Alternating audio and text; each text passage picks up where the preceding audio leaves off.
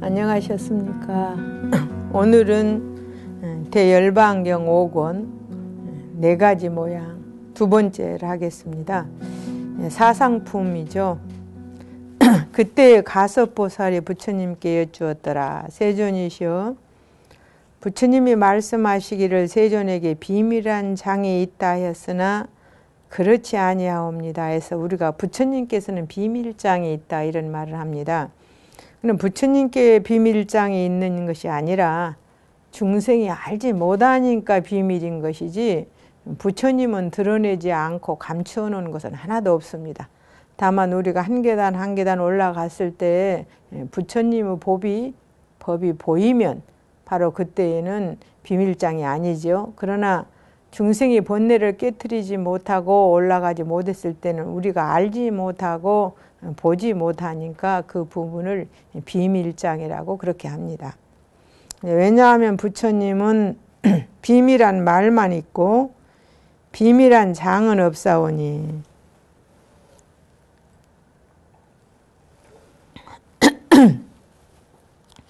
마치 환술쟁이가 기관으로 만든 나무 사람과 같이 구부리고 펴고 쳐다보고 내려다보는 것을 사람들이 보지만은 속에서 어떻게 돌아가는지는 알지 못하는데 부처님 법은 그렇지 아니하여 중생들로 하여금 모두 보고 알게 하시나니 어찌하여 부처님들의 비밀한 장이 있다 하오리까. 이렇게 하니까 부처님이 가섭보살을 칭찬하십니다.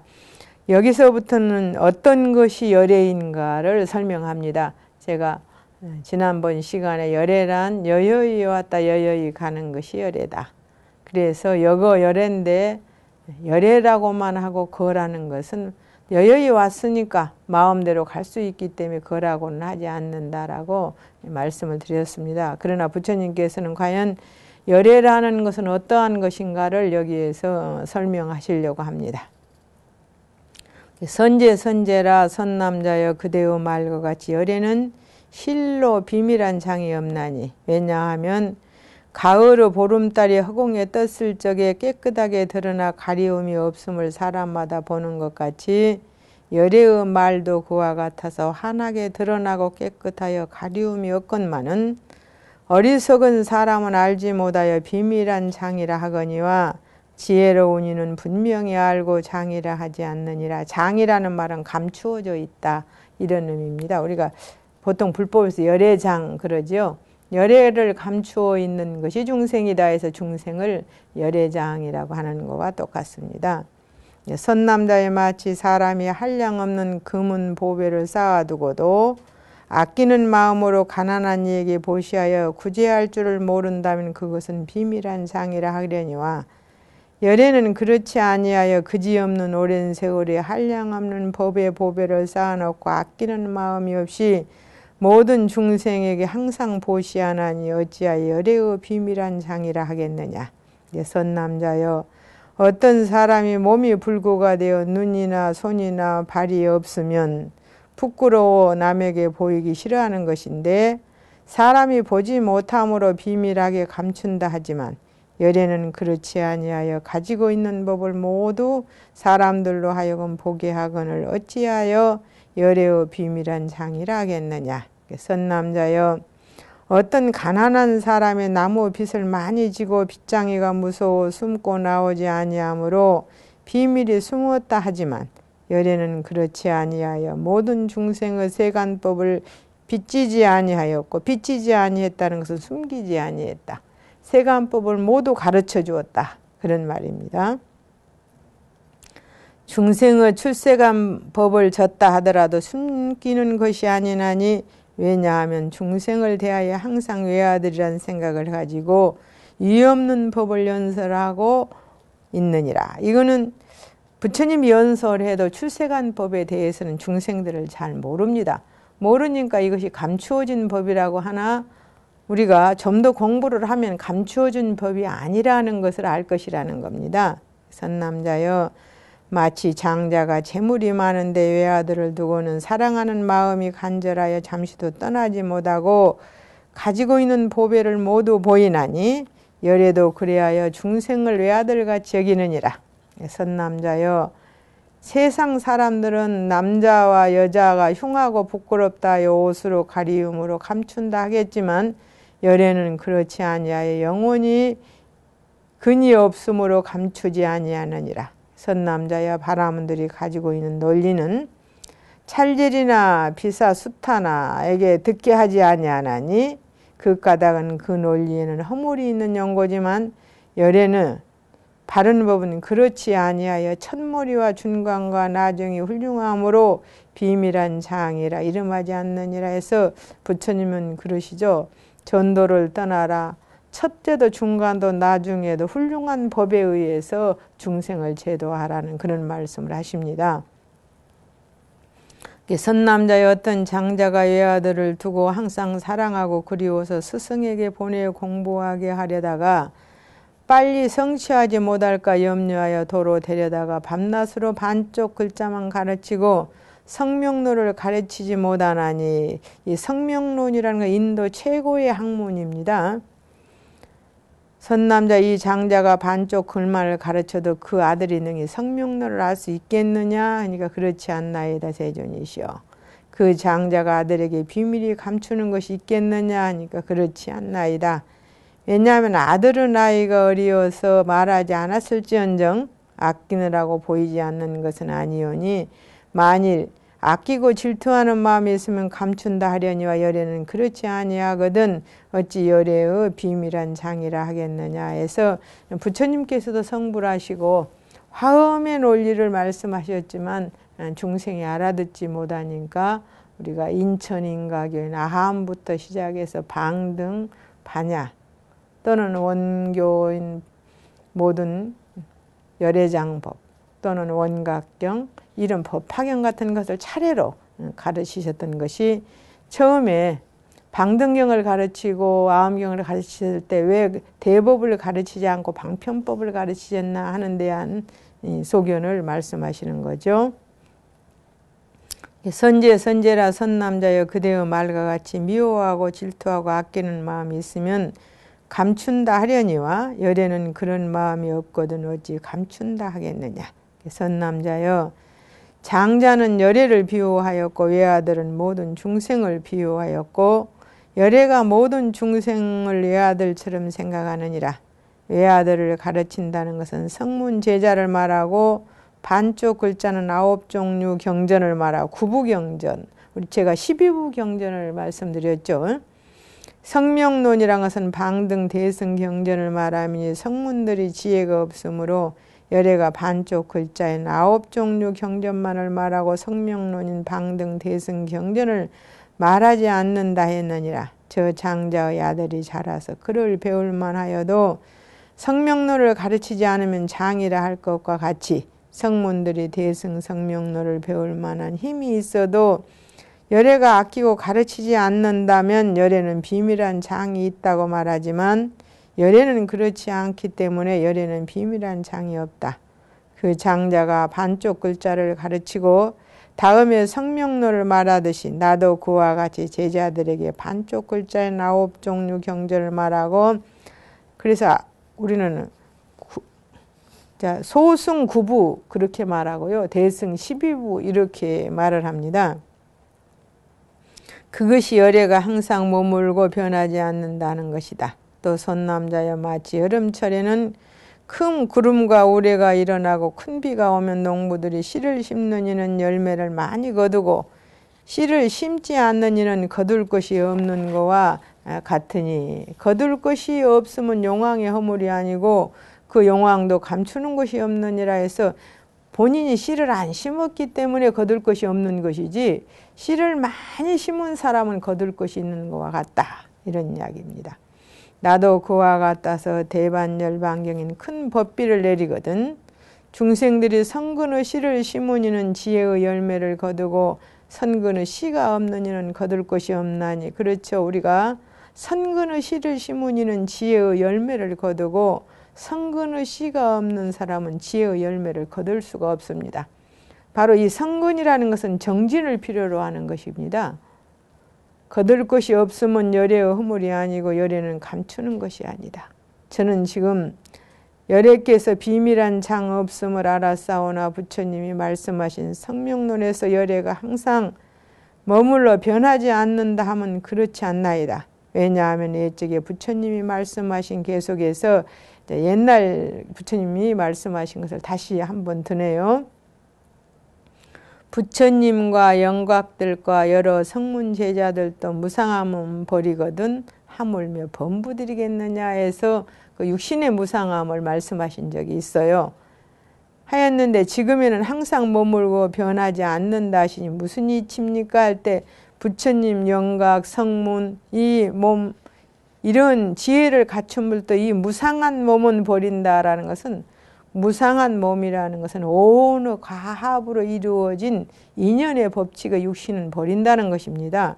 근데 하물며 범부들이 이분들은 지혜가 있어도 무상의 육신은 버리는데 범부들은 하물며 말할 것도 없다. 지혜가 없는 범부들은 더 말할 것도 없다는 하나의 이제 비유였는데 이런 부분들이 후에 바로 문제가 되기 때문에 여기에서 미리서 들어주시는 겁니다. 지금에는 항상 머물고 변하지 않는다 하시니 무슨 이치입니까? 하니까 선남자의 나는 모든 성문 제자들에게 반쪽 글자를 가르치니라. 반쪽 글자는 방편법입니다. 그런 개성을 말하였다. 또 선남자여 바사이광의 어머니가 죽은 뒤에 슬프게 울부짖으며 나에게 왔기에 대왕은 어찌 이렇듯 서러워하느냐고 물었더니 왕의 대답에 나라의 태후가 돌아가셨는데 누구든지 어머니의 명을 도로 살릴 리가 있다면 난 나라와 코끼리와 칠부와 목숨까지 버리어서 은혜를 갚겠노라 하였다. 그래서 내가 말하기를 대왕은 그렇게 서러워하고 통곡하지 마시오. 모든 중생의 목숨이 다한 것을 죽었다 하나니 부처님이나 연각이나 성문 제자들도 이 몸을 버리거든 하물며 범부이겠소 하는 말을 그때 했다라는 것입니다.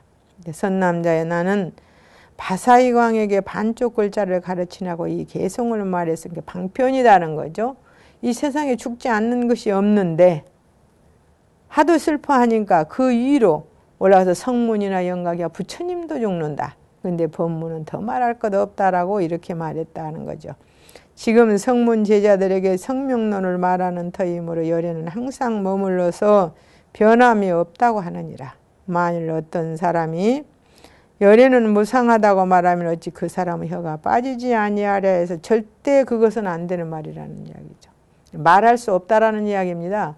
혀가 빠지지 않겠느냐 하는 말은 말할 수 없는 말을 하면 절대 안 된다는 거죠. 가섭보살이 말하기를 부처님이 말씀하시기를 모든 것 쌓아두지 말고 음식에 만족할 줄 알며 새들이 허공의 나라도 자취를 찾을 수 없도록 이라고 하였으니 이거 하나의 개성입니다. 이것이 무슨 뜻입니까? 하니까 세존이시여 이 대중 가운데 누가 쌓아둠이 없다 이를만 하며 누군가 음식에 만족하다 이를만 하며 누군가 허공에 행하며 자취를 찾을 수 없다 이를만 하며 이렇게 가는 이도 어느 곳에 이르겠나이까? 그러니까 가섭이여 쌓아두는 것은 재물이니라. 선남자여 쌓아두는 일이 두 가지니 하나는 하염 있는 것이요 또 하나는 하염 없는 것이니라 해서 하염 있게 쌓아두면 성문의 행이요 하염 없게 쌓아두면 열애의 행이니라. 쌓아두어도 쌓아두었다는 생각이 없는 것은 열애의 행이고 쌓아두었다는 생각을 가지는 것은 바로 집착이죠. 그건 성문의 행이다. 선남자여 스님도 두 가지니 하염 있는 스님과 하염 없는 스님이니라. 하염 있는 스님은 성문이라 하며 성문인 스님은 쌓아두는 일이 없나니 종이나 법답지 아니한 물건이나 종은 부리는 사람을 말하는 거예요. 광이나 미국이나 소금, 메주, 참깨, 콩팥 따위니라. 어떤 이가 말하기를 열애가 종이나 하인 따위의 물건을 쌓아두도록 허락하였다 하면 혀가 말려 들어가게 될 것이니 나의 성문 제자들은 쌓아두는 일이 없다 할 것이며 음식에도 만족할 줄을 안다 할 것이니 음식을 탐하는 이는 만족할 줄은 모르는 것이 우리가 배가 불러도 쌓아두는 것 남을 두지 못하는 것은 쌓아두는 거죠. 음식을 탐하는 이라야 만족할 줄을 안다고 이런 말이라. 자취를 찾을 수 없다는 것은 유해 없는 보리에 가까운 것이니 이 사람은 비록 가더라도 잃을 곳이 없다고 하느니라. 하염 있는 스님도 쌓아는 두는 일이 없거늘 하물며 하염 없는 스님이랴. 하염 없는 스님은 열애니 열애가 무슨 쌓아둠이 있고 쌓아두는 것을 감춘다는 것이니 열애의 말씀하시면 감추거나 아낌이 없거늘 어찌하여 장이라 하리까. 자취를 찾을 수 없는 것은 열반이니 열반 가운데는 해, 달, 별, 차고, 더움, 바람, 비, 나고, 늙고, 병들고, 죽는 따여 25유가 없사오며 모든 근심과 번뇌를 여였고 이러한 열반이야말로 열애에 머무는 곳이고 항상 변혀가지 않는 것이오니 이런 인연으로 열애께서 이 살아나무 밑에 이르러 대열반에 드시나이다. 가섭이요. 큰 대자입니다. 대라는 것은 성품이 높고 많음을 말하미니 사람이 한량없이 오래 사는 것을 대장부라 하고 이런 사람이 바른 법에 머물면 사람 중에 훌륭하니라 하는 것 같느니라. 내가 말한 큰 사람이 깨달은 8가지 8대인각이라 한 사람이 가질 수도 있고 여러 사람이 가질 수도 있나니 만일 이 한 사람이 8가지를 모두 갖춘다면 가장 훌륭한 것이라 그래서요. 이 8대인각은 이렇게 되어 있습니다. 보살, 성문, 영각 등의 역량이 큰이들이 일으키는 8가지 생각을 말하는데요. 소욕각 그럽니다. 첫째는 얻지 못한 오욕법 가운데서 널리 구하려 하지 않는 생각. 우리가 오욕이라 재색식명수 오욕법을 우리 중생은 끝없이 얻으려고 합니다. 끝없이 얻으려고 해서 우리가 육조단경 같은 데 보면 육조스님은 중생의 탐욕의 깊이는 지피보다 더 두껍다고 그랬습니다. 땅의 그 깊이보다 더 두껍다고까지 했는데 이런 오욕 가운데서 널리 구하지 않고 자기가 얻은 것에 만족하고 하는 것이 소욕각. 두 번째는 지족각이라고 해서 이거는 알지자, 족할 족자, 깨달을 각자인데요. 이미 얻은 것만으로 만족하다. 이런 내가 할 수 있고 내가 가질 수 있는 것만으로 만족하지 더 이상 부당한 마음을 가지고 취하려 하지 않는 것, 이것이 지족각이요. 세 번째는 원리각입니다. 원리각이라는 것은 머론자, 여일리자 원리각인데 이거를 적정각이라고도 해요. 고요할 적자, 고요할 정자에서. 세속의 번뇌를 여의고 적정하는 것을 좋아하는 생각. 이거는 스님만이 아니고 일반인도 이런 사람들이 있습니다. 모든 시끄러운 것이 싫어서 고요한 곳을 찾는. 또 네 번째는 정진각입니다. 우리가 끊임없이 노력하는 것. 이게 바로 정진각인데 이런 것은 우리가 선법을 닦는데 용맹정진하여 그치지 않는 생각이라고 해서 이 정진각. 부처님께서는 정진이라고 하는 것을 안 하면은 2가지를 잃어버린다고 하셨습니다. 첫째는 복을 잃어버리며 둘째는 지혜를 잃어버립니다. 이렇게 말씀하셨습니다. 복과 지혜는 재부를 이루는 두 발과 같은 것인데 복을 잃어버리고 지혜를 잃어버리는 것은 바로 게으른 사람이다. 게으른 것은 바로 정진과는 반대되는 이야기죠. 그 다음에 5번째는 정념각이라고 했습니다. 바를 정자, 생각념자 정념각인데 바른 이치를 일심으로 생각하고 다른 생각을 하지 않는 것. 우리는 진리대로 살아보려고 하는 것. 진리에 의해서 살아보려고 하는 것. 물론 세속에 살면서 모든 것이 필요하지만 그래도 생각은 바르게 하고 살려고 하는 것. 이런 것들이 정념각이고요. 6번째는 정정각이라고 해서 바를 정자, 또 삼매라고 할 때 쓰는 정자가 있습니다. 정정각. 선정을 닦아 모든 어지러운 생각을 쉬고 몸과 마음이 고요함을 얻어 삼매가 앞에 나타나는 게 바로 공부에서 얻는 거죠. 그 다음에는 정해각이라고 해서 문사수 삼매를 닦고 우리가 공부를 하는 데는 처음에 모든 진리를 듣고 그것을 다시 생각하고 그것을 행동으로 옮기는 이 3가지의 방법이 있습니다. 우리는 좋은 것을 들어야 그렇게 해보겠다는 생각이 나거든요. 그러면 그 생각을 절대 잊어버리지 않고 수는 그 생각을 행동으로 직접 옮겨서 거기에서 지혜를 얻는 것. 우리가 법성계에 보면 증지소지 비여경이라 지식으로 아는 것은 절대로 알았다 할 수 없고 수행을 해서 닦아 체득해야만 알았다고 해야 된다라는 하나의 증지소지 비어경이라고 하듯이 문사수를 닦아 참되고 바른 지혜가 발생하는 것을 이것은 정해각이라고 하고요. 여덟 번째는 무희론각입니다. 희론이라는 우술희자 논할론자인데요. 쓸데없는 말을 말리 여의고 정의에 좋아하는 거, 바른 말을 하는 거죠. 쓸데없는 말은 우리가 기어악고 양설 망어와 같은 이런 말은 하지 않는다. 그래서 이제 이런 팔각, 바로 이것을 팔대인각이라고 합니다.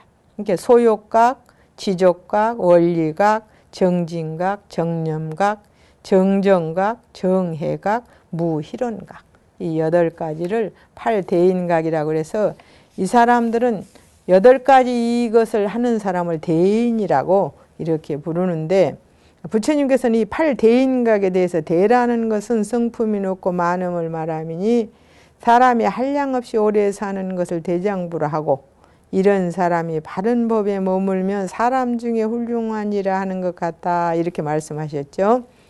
내가 말한 큰 사람이 깨달은 8가지는 한 사람이 가질 수도 있고 여러 사람이 가질 수도 있나니, 만일 한 사람이 8가지를 모두 갖춘다면 가장 훌륭한 것이니라. 열반이라 하면 헌대가 없다는 뜻이니, 선남자의 어떤 사람이 독한 화살을 맞고 고통을 받을 적에 좋은 의사를 만나 살을 빼고 약을 발라서 고통을 여의고 낙을 받게 한다.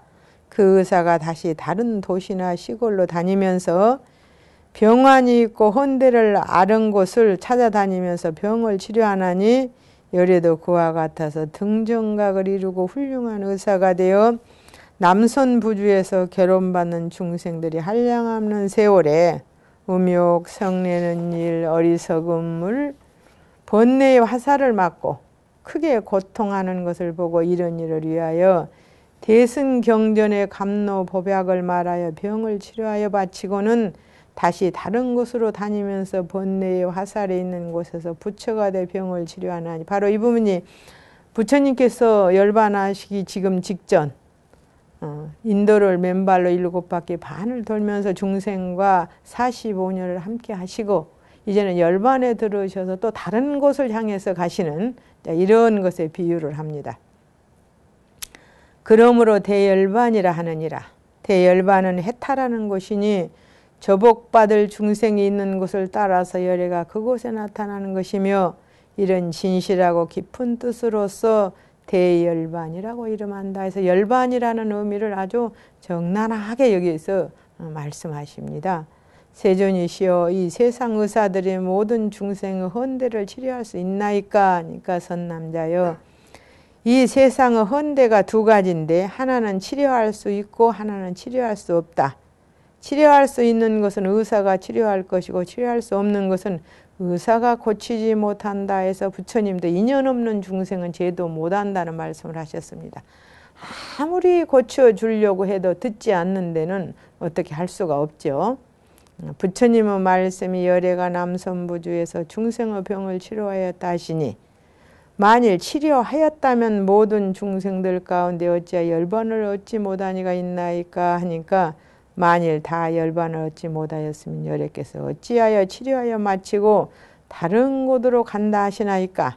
선남자여, 남선부주 중생이 2가지가 있는데 하나는 신심이 있고 다른 하나는 신심이 없다. 하나는 믿고 하나는 안 믿는다는 거죠.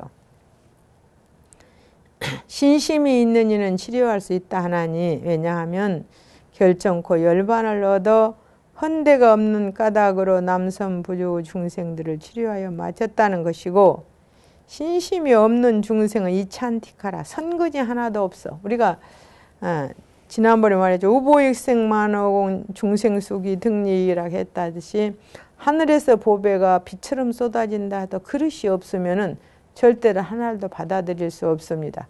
아무리 좋은 진리라 하더라도 마음 가운데 성근이 없는 이는 진리와 가까워질 수가 없습니다.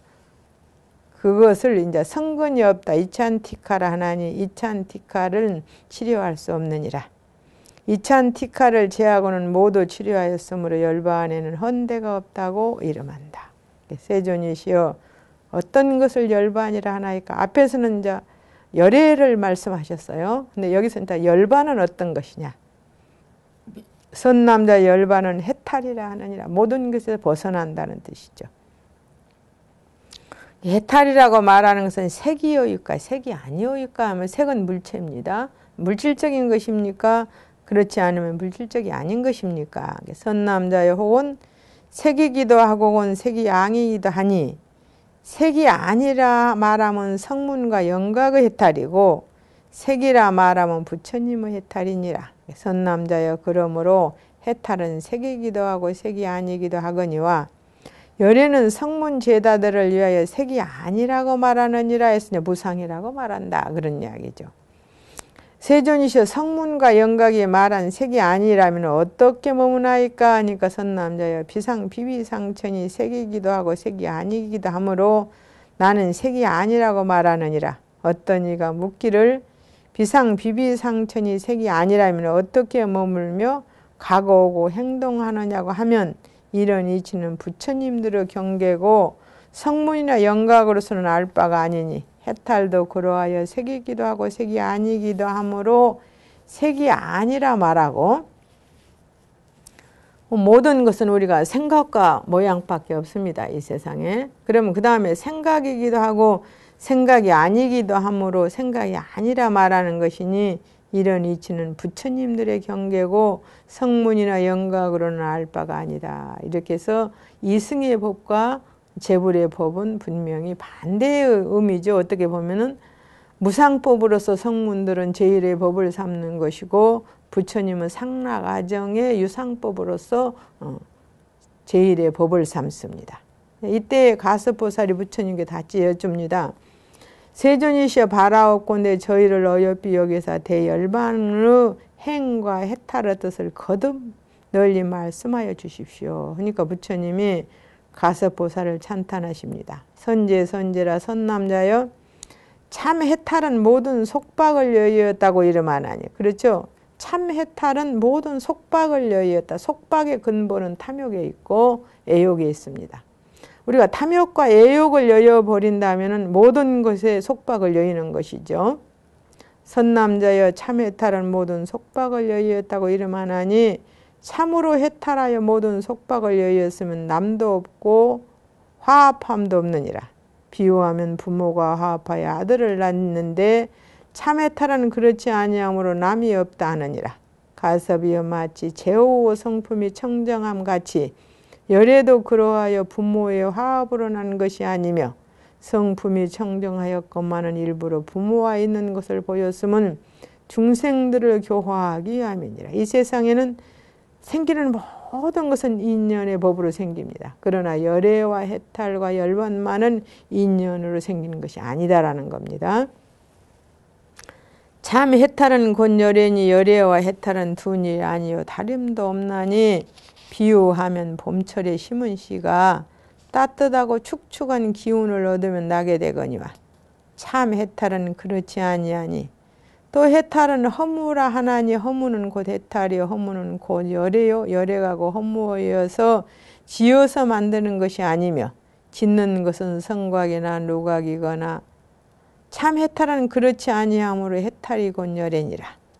또 해탈은 하염 없는 법이니 비유하면 옹기장이는 만들었다 도로 부수거니와 해탈은 그렇지 아니하다. 참 해탈은 나지도 않고 없어지지도 않으니 그러므로 해탈이 곧 열애며 열애도 그러하여 나지도 않고 없어지지도 않고 늙지도 않고 죽지도 않고 깨어지지도 않고 부서지지도 않고 하염이 있는 법이 아니니 이런 뜻으로 열애라 하느니라. 그래서 이게 열애, 법신, 해탈 이런 것을 세 개를 연관지어서 부처님께서는 쭉 말씀하십니다. 대열반에 들어서 늙지 않고 죽지 않는다 하면 무슨 뜻인가? 늙는 것은 변한다는 뜻이니 머리카락이 새고 낯이 쭈그러지고 죽는 것은 몸이 식고 목숨이 끊어짐이니 해탈하는 가운데는 이런 일이 없고 이런 일이 없으므로 해탈이라 하느니라. 열에도 머리카락이 세고 낯이 쭈그러지고 하염 있는 법이 아니므로 열에는 늙지 아니하며 늙지 아니함으로 죽지 않느니라. 또 해탈은 병이 없다고 이름하나니 병이라면 404병과 밖으로부터 와서 내 몸을 침해하는 것인데 이런 일이 없으므로 해탈이라 하느니라. 병이 없는 것은 참 해탈이요 참 해탈은 곧 열애며 열애는 병이 없으므로 법신도 병이 없다. 이렇게 병이 없는 것이 곧 열애니라. 죽는 것은 몸이 식고 목숨이 끊어지면 여기에는 죽음이 없음일세 곧 감노며 감노는 참 해탈이며 참 해탈은 곧 열애니 열애는 이런 공덕을 성취하였거늘 어찌하여 열애가 무상하다고 말하겠느냐. 무상하다는 말은 옳지 못한 것이니 금강 같은 몸이 어찌 무상하겠느냐. 그래서 영원히 변하지 않다라는 거죠. 그러므로 열애는 목숨이 마친다고 이름하지 않느니라. 열애는 청정하여 때가 없으며 열애의 몸은 태에서 더럽혀진 바가 아니어서 우리가 어머니 뱃속에 들어갔을 때 태 그 이야기를 하는데요. 이거는 사렴처가 안에 보면은 우리가 어머니 뱃속에 들어갔을 때 있는 곳이 그렇게 말합니다. 생장지 밑이요 숙장지이라. 그러면 위장 밑에 대장 중간에가 우리가 10달간 있으면서 사실 우리 뱃속이 얼마나 더럽습니까? 그 속에서 그 더러운 것을 빨아먹고 성장한다고 그랬습니다. 그래서 태에 더럽혀진 바가 아니다 말이에요. 그런 이야기예요. 태. 아니어서 백년화의 성품이 청정한 것 같나니 열애의 해탈도 그와 같아서 해탈이 곧 열애며 그러므로 열애는 청정하여 때가 없느니라. 또 해탈은 번뇌의 헌대가 영원히 남아있지 않나니 번뇌라는 것은 상처투성이죠. 우리가 애욕과 집착은 상처투성입니다. 탐욕과 애욕과 집착은 그대로 상처인 거예요. 열애도 그와 같아서 온갖 번뇌의 헌대가 없느니라. 또 해탈은 다툼이 없나니 굶주린 사람은 나무 음식을 보고 빼앗을 생각을 내지만 해탈은 그렇지 아니하니라 해서 열애라는 의미를 비유로 여기서부터 이제 다시 설명합니다. 또 해탈은 안정이라 이름하나니 이렇게 말합니다. 해탈. 범부들은 안정이라 하면 마예수라를 말하거니와 그런 말을 험한 것이고 참말 안정은 끝까지 해탈함이니 끝까지 해탈한 것은 곧 열애니라. 또 해탈은 안온이라 하나니 마치 도덕이 많은 데는 안온치 않다 하고 청평한 데를 안온하다는 것 같이 해탈 가운데는 공포가 없으므로 안온이라 하며 그래서 안온한 것은 참 해탈이요 참 해탈은 곧 열애며 열애는 곧 법이다.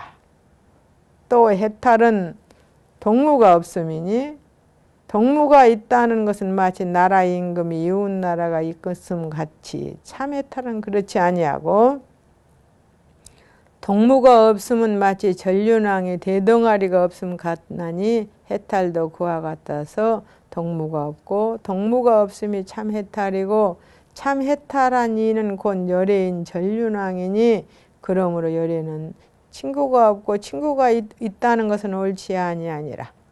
또 해탈은 근심이 없다고 하나니 근심이 있는 것은 어떤 임금이 강한 이웃나라가 무서워서 근심함과 같거니와 해탈은 그런 일이 없고 마치 원수를 없애버리면 두려움이 없는 것 같이 해탈도 그러하여 두려움이 없으며 두려움이 없는 이는 곧 열애니라 합니다. 그러니까 우리가 세상에서 가장 무서운 것이 무엇인 줄 아십니까?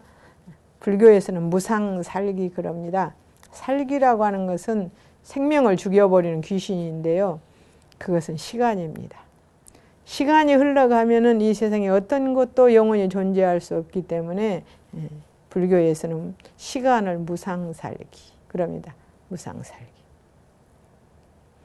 또 해탈은 근심과 기쁨이 없나니 어떤 여인이 외아들을 부욕으로 멀리 보냈을 적에 중도에서 죽었다는 말을 듣고 크게 걱정하다가 다시 살았단 말을 들으면 한없이 기뻐하거니와 해탈 가운데는 그런 일이 없으며 근심과 기쁨이 없음이 참 해탈이며 참 해탈은 곧 열애니라. 또 해탈은 근심과 기쁨이 없나니 어떤 여인이 외아들을 부욕으로 멀리 보냈을 적에 중도에서 죽었다는 말을 듣고 크게 걱정하다가 다시 살았단 말을 들으면 한없이 기뻐하거니와 해탈 가운데는 그런 일이 없으며 근심과 기쁨이 없음이 참 해탈이며 참 해탈은 곧 열애니라. 또 해탈은 티끌이 없나니 마치 봄철 해가 진 뒤에 흔히 바람이 티끌을 일으키거니와 해탈 가운데는 그런 일이 없나니 티끌이 없는 것은 참 해탈에 비유한 것이요 참 해탈은 곤열애니라. 마치 임금의 상투에 꽂는 진주 동곳에는 때가 없음 같으니 해탈의 성품도 그와 같아서 때가 없으며 때가 없다는 것은 참 해탈에 비유하고 참 해탈은 곤열애니라. 순금에는 돌이 섞이지 않으므로 참 보배라 하며 순금을 얻은 사람은 훌륭한 재물이라 생각하나니 해탈의 성품도 그와 같아서 참 보배라 하며 참 보배는 참 해탈에 비유한 것이요 참 해탈은 곤열애니라. 이 열애와 해탈에 대해서 부처님께 많은 비유를 쓰시는데 저는 가끔 그런 생각합니다. 나에게 해탈을 설명해 보라면 몇 가지쯤 설명할 수 있을까?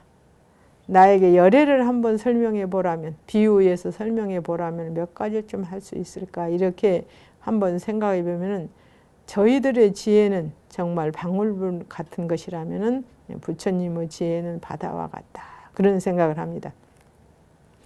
이렇게 많은 비유를 들어서 중생에게 해탈과 열애가 어떠한 것인가를 지금 계속 말씀하시고 계십니다. 부처님께서는 비유하면 옹기병이 깨어지면 댕그랑 소리가 나거니와 금강병은 그렇지 아니하며 해탈은 댕그랑 깨어지지 않나니 금강병은 참 해탈에 비유하고 참 해탈은 곧 열애니 그러므로 열애 없으면 깨트릴 수 없다. 댕그렁 소리가 나는 것은 피마자를 뜨거운 데 넣으면 튀어나오면서 소리를 내는 것 같거니와 해탈은 이런 일이 없나니 마치 금강의 진실한 병은 댕그렁하고 깨지는 소리가 없는 것 같으며 설사 100,000명 사람들이 한꺼번에 쏟더라도 깨트리지 못하나니 댕그렁 소리가 없으면 참 해탈에 비유한 것이요 참 해탈은 곤열애니라. 가난한 사람이 나무 빚을 지면 그것으로 말미암아 그들에게 얽매이거나 매를 맞거나 하여 무수한 괴로움을 받지만 해탈한 가운데는 그런 일이 없고 빚을 지지 아니하나니 마치 장자는 억만의 보배가 있고 세력이 자제하여 나무 빚을 지지 않는 것처럼 해탈도 그와 같아서 한량없는 법의 보배가 있고 세력이 자제하여 빚진 것이 없나니 빚진 것이 없음은 참 해탈에 비유하였고 참 해탈은 곤열애니라. 또 해탈은 핍박이 없음이라 이름하나니 마치 봄에 따뜻하고 여름에 단 것을 먹고 겨울에 추위를 견디듯이 참 해탈 가운데는 이렇게 마음에 어기는 일이 없나니 핍박이 없음은 참 해탈에 비유하고 참 해탈은 곤열애니라. 또 핍박이 없다는 것은 어떤 사람이 생선과 고기를 양껏 먹고 다시 젖을 먹는다면 이 사람은 죽을 날이 멀지 않거니와 아마 그렇게 하면 안 되나 보네요. 참 해탈에는 이런 일이 없으며 이 사람이 만일 좋은 감로의 약을 얻으면 걱정이 없어지리니 참 해탈도 그와 같으니 감로약은 참 해탈에 비유하고 참 해탈은 곤열애니라. 어떤 것을 핍박이라 핍박이 아니라 하는가 비유하면 범부가 교만한 마음으로 내가 제일인 채 하면서 생각하기를 온갖 물건 중에는 나를 헤아리가 없다 하면서 독사나 호랑이나 독한 벌레를 손으로 잡는다면 이 사람은 명이 다하기 전에 행사할 줄을 알 것이니 참 해탈에는 이런 일이 없느니라 해서 우리가 이런 나쁜 벌레 이런 것은 탐욕에 비유합니다. 우리가 보통 보면 자기의 것이 아닌 것을 탐하는 것을 탐해라고 불교에서는 합니다. 자기의 분 안에 들어있는 것은 가지면 탐해가 아니고 탐욕이 아닙니다. 자기의 분 밖의 것을 원해서 가질 때 그게 탐욕이라는 말을 쓰거든요. 핍박이 아니라 하면 마치 전륜왕이 가진 진주가 말똥구리 따위의 96종류 독한 벌레들을 항복받음과 같은 것이니 이 진주의 향기를 맡으면 모든 독기가 소멸되느니라. 참 해탈도 그와 같아서 25유를 모두 멀리여인한 이게 3개 25유 그럽니다. 3개를 멀리여인다 이런 말이죠. 독기가 소멸하면 참 해탈에 비유하고 참 해탈은 곤열애니라. 또 핍박치 않으면 허공과 같나니 해탈도 그러하며 허공은 참 해탈에 비유하고 참 해탈은 곤열이니라. 또 핍박이라 하면 마른 풀 곁에서 불을 켜는 것 같아서 얼마나 위험한 일입니까? 가까이 하면 곧 타려니와 참 해탈에는 그런 일이 없느니라. 또 핍박하지 아니하면 마치 해와 달이 중생을 핍박하지 않는 것 같이 해탈도 그와 같아서 모든 중생을 핍박함이 없나니 핍박이 없으면 참 해탈에 비유하고 참 해탈은 열애니라 했습니다. 우리가 핍박이라고 하는 것은 나를 못 살게 구는 것이죠. 우리가 오욕의 핍박은 인간을 못 살게 합니다. 어떻게 하면 많은 재물을 모을까? 어떻게 하면 모든 권력을 가져볼까? 또 어떻게 하면 높은 지위에 올라가 볼까 하는 이 오욕락 속에서 중생은 내가 스스로 핍박을 만들어서 핍박 속에 들어가 있는 것이 바로 중생의 욕심이라고 하는 것이죠. 또 해탈은 동하지 않는 법이라 하나님 마치 온수와 친하니와 같은 것. 참 해탈 가운데는 그런 일이 없다. 또 동하지 않으면 마치 전륜왕이 다른 왕으로 친구를 삼는 일이 없는 것 같으니 만일 다시 친한 이가 있다면 옳지 아니한 것처럼 해탈도 그와 같아서 다시 친한 이가 없으며 만일 친한 이가 있다면 옳지 아니하니라. 전륜왕이 친한 이가 없으면 참 해탈에 비유하고 참 해탈은 곧 열애며 열애는 곧 법이니라. 여기서는 열애, 법, 해탈 삼위일체죠. 또 동함이 없다 하면 비유하면 흰옷이 물들기 쉽거니와 해탈은 그렇지 아니하며 또 동함이 없으면 마치 바사가 꽃을 냄새가 있게 하거나 푸른 빛이 있게 할 수도 없듯이 해탈도 그러하여 냄새가 있게 하거나 모든 빛이 있게 할 수 없나니 그러므로 해탈이 곧 열애니라. 또 해탈은 희유한 것이라 하나니 비유하면 물속에서 연꽃이 남은 희유가 아니거니와 불 속에서 연꽃이 남은 희유한 일이어서 사람들이 보고는 기뻐함같이 참 해탈도 그와 같아서 보는 이는 기쁜 마음을 내나니 희유한 것은 참 해탈에 비유하고 참 해탈은 곧 열애며 열애는 곧 법신이라 해서 해탈 열애 법신의 삼덕. 또 희유한 것은 비하하건대 어린 나귀가 이가 나지 않았다가 점점 자라서야 이가 나거니와 해탈은 그렇지 아니하여 나고 나지 않음이 없다. 영원히 항상하다는 거죠. 또 해탈은 비고 고요함이라 이름하며 결정되지 않음이 없나니 결정되지 않은 것은 마치 이찬티가는 끝까지 변하지 못한다거나 중대한 계를 범하니는 불도를 이루지 못한다 함과 같아서 옳지 아니하니라. 왜냐하면 이 사람이 부처님 법에 대하여 깨끗한 신심을 내면 그 전에 이찬티카를 소멸할 것이고 한 생각이죠. 깨끗한 신심을 내지 못하면 영원한 이찬티카, 바로 성근이 끊어진 사람이고 깨끗한 신심을 한 번 내면은 이찬티카가 아니다라는 거죠. 또 우바세가 되더라도 이찬티카를 없앨 것이며 중대한 계를 범하니도 그 죄를 멸하면 불토를 이룰 수 있느니라 해서 여기에서는 이찬티카와 계를 범한 사람도 충분히 참여하고 신심을 낼 수 있다고 이제 인정을 하십니다. 그러므로 끝까지 변하지 못한다거나 불도를 이루지 못한다 하면 옳지 아니하며 참 해탈 가운데는 이렇게 없어지는 일이 없느니라. 또 비고 고요함은 법계에 떨어지나니 법계의 성품과 같은 것이 곧 참 해탈이고 참 해탈은 곧 열애니라.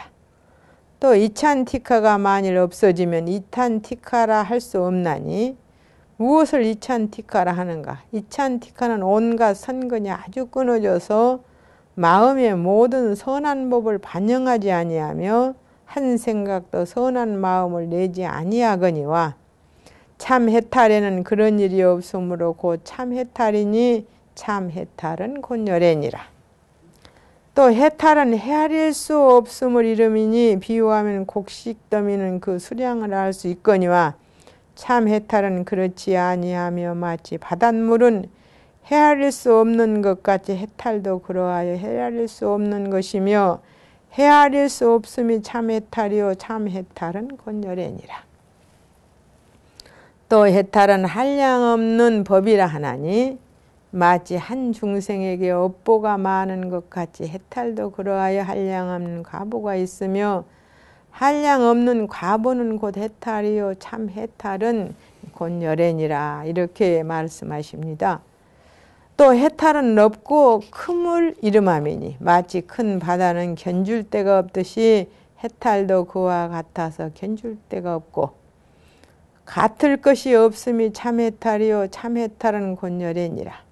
또 해탈은 가장 높다 하나니 마치 허공이 가장 높아서 견줄 수 없으며 높아서 견줄 수 없음이 참 해탈이요 참 해탈은 곧 열애니라. 해탈만이 열애요 열애만이 해탈할 수 있다 이런 이야기입니다.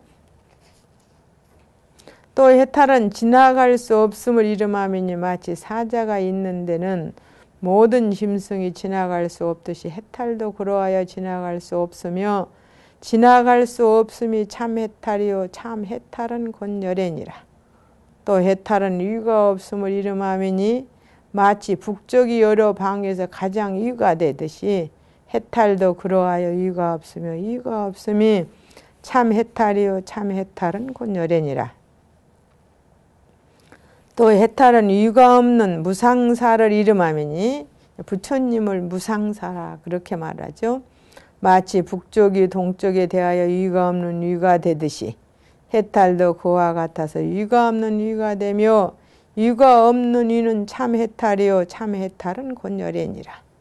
또 해탈을 이름하여 항상한 법이라 하나니 비유하면 인간이나 천상에서 몸이 부서지고 목숨이 마치어도 항상하다 이름하나 항상치 못함이 아닌 것 같이 해탈도 그러하여 항상치 못한 것이 아니니 항상치 못한 것이 아님이 참 해탈이요 참 해탈은 곧 열애니라.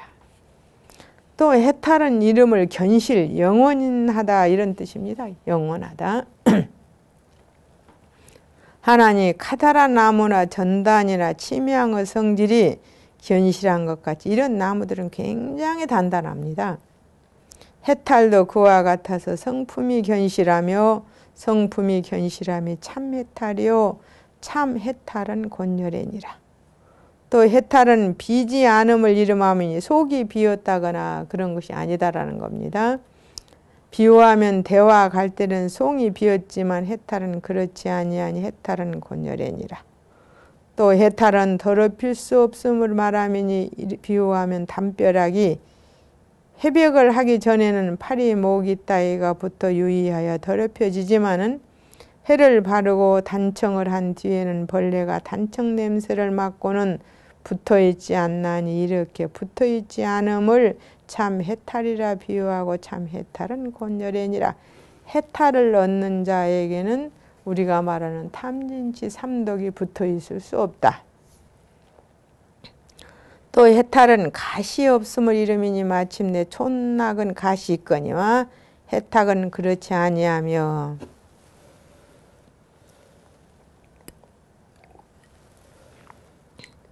마치 허공은 가시 없음과 같이 해탈도 그와 같이 가시 없나니 이러한 해탈은 곧 열애니라.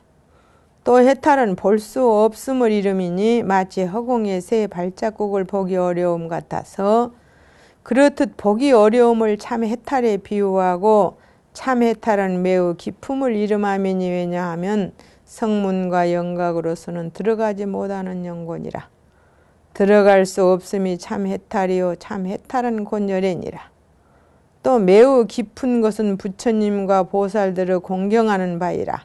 마치 효자가 부모에게 공양하면 공덕이 매우 깊은 것 같으니 공덕이 깊음은 참 해탈에 비유하고 참 해탈은 곧 열애니라. 또 해탈은 보지 못함을 이름하미니 마치 사람이 자기 정수리를 보지 못함 같이 해탈도 그러하여 성문이나 영각이 보지 못하는 것이며 보지 못하는 것이 참 해탈이요 참 해탈은 곧 열애니라. 또 해탈은 집이 없는 것이라 하나니 마치 허공에는 집이 없는 것 같아서 해탈도 그러하며 집이라 하면 25유에 비유하고 3개 25유에 비유하고 집이 없다 하면 참 해탈에 비유하니 참 해탈은 열애니라.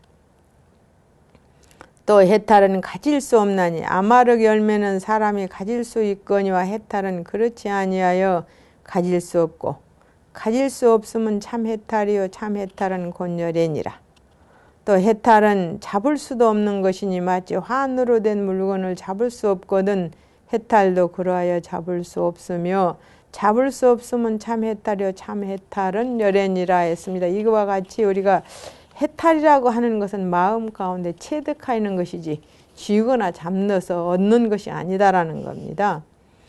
또 해탈은 몸이라 할 것이 없나니 마치 사람은 몸에 옴이 오르고 대풍창이 등창이 나고 미치고 조갈병 들고 마르는 병이 있지만 참 해탈 중에는 그런 병이 없나니 그런 병이 없으면 참 해탈에 비유하고 참 해탈은 곧 열애니라. 또 해탈은 한 맛이라 하나니 마치 젖이 한 맛인 것처럼 해탈도 그와 같아서 다만 한 맛이니 한 맛은 참 해탈이요 참 해탈은 열애니라.